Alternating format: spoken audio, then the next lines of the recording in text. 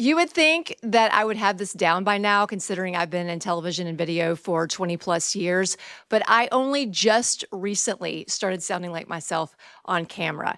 Now, the good news is you don't need 20 years to sound natural on camera. Today, I'm going to show you exactly what you can change and the 5 shifts I made so that you can start being the real you every time you record a video. Not only that, I think when you make these 5 shifts, it's easier to create videos. Plus, if you don't do this, you could set yourself up for sounding very presenter-like and fake, which will turn off your viewers. What I used to teach was stand up for better energy, script every word, and edit out every mistake. The problem was I looked like a news anchor pretending to be relatable.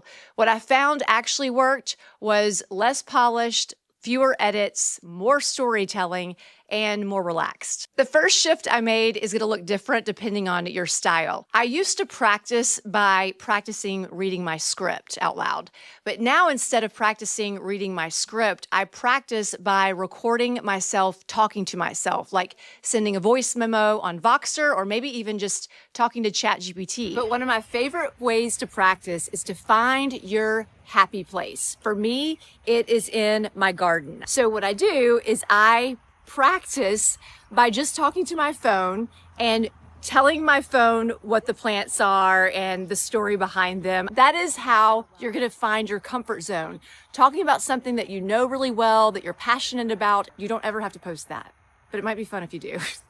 So when I practice just sounding like myself, when I go to turn on the camera to actually record the video, I'm already in that mode of sounding like myself because I'm familiar with what I sound like when I'm just being myself, not thinking about people watching me on video. Now, a bonus tip is I used to stand up for all of my videos, and that is good in the sense that it can help you breathe more easily and it can help you project, but I found that it made me project a little too much and get really in that presenter mode, whereas when I sit down, I feel a lot more relaxed and you come across as that version of you when you're talking to a friend over coffee. The next shift I made, I've been doing for a while, and that is I changed the way I script my videos. I used to script every word of my video, and while I didn't use a teleprompter or memorize my script, what I did do is I recorded in a lot of chunks.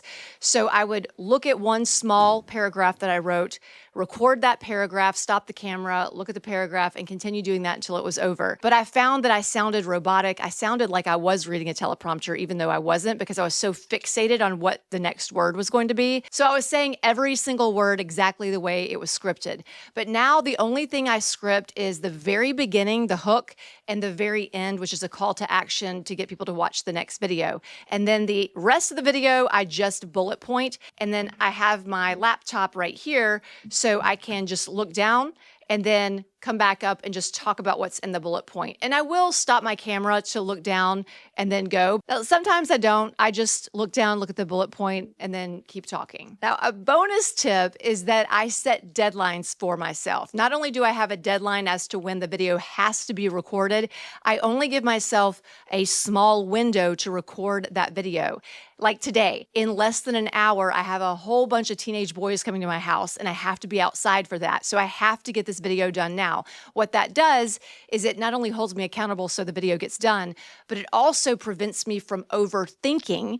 So I'm more likely to just go with it and be more conversational. This next shift is not only going to help you sound more relatable, it's also going to make your videos more entertaining so you will get a better retention rate on your videos. I've been sharing stories in my videos for a while, but in the very beginning, I didn't share stories. I just gave tips and I talked really fast and loud. Today, we're gonna help you convert those followers into customers by eliminating some of the words that are hurting your views and your credibility. And then I started to share stories, but recently, I've changed it up a little bit because it's not just about sharing stories, it's about when you share the story that makes you sound more relatable. So if you watch my videos, you'll notice I give a very short story. I don't tell long stories in the hook of my video, and I'll either share a personal story or a personal example at the beginning of each tip. And what that does is it helps you relax and sound more like yourself because you are in storytelling mode.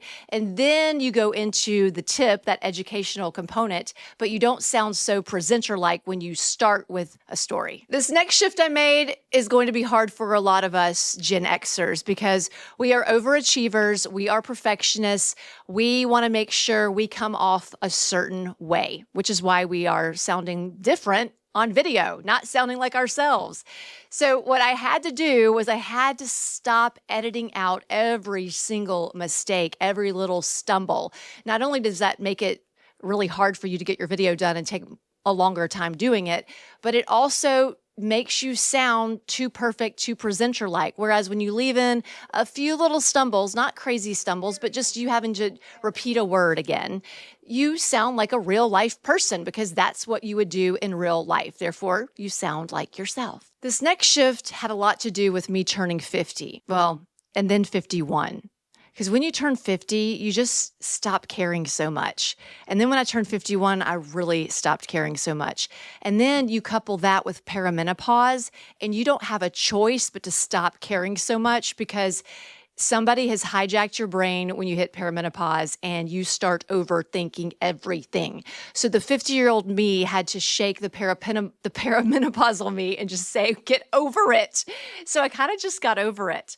I've even stopped wearing my fake eyelashes. I'm just like, I'm tired of making such an effort to be something that I don't even think is serving me. So why can't I just be myself?